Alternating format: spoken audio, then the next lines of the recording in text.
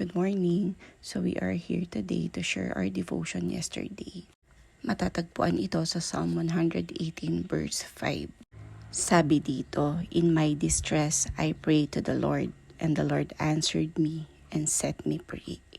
Amen. Tunay ngang napakabuti ng Panginoon. All we need to do is lumapit sa Kanya.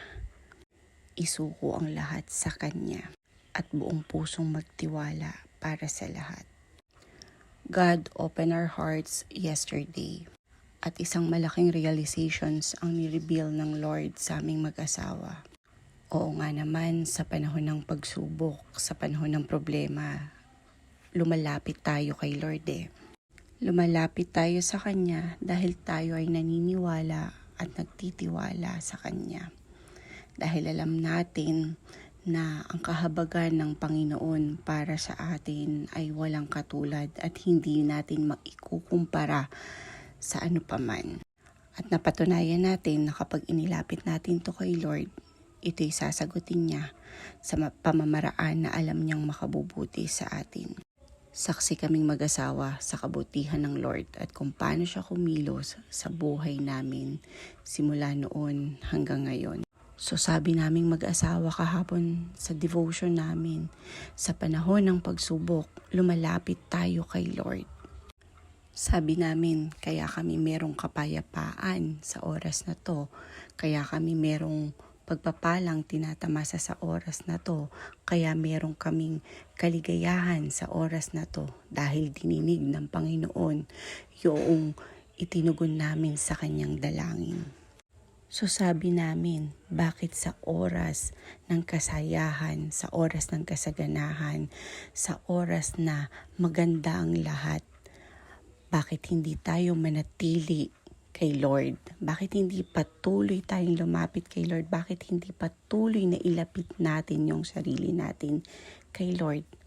Dahil dun sa oras na tayo ay dumadaan sa mga pagsubok, lumapit tayo kay Lord ng malapit na malapit para idulog to.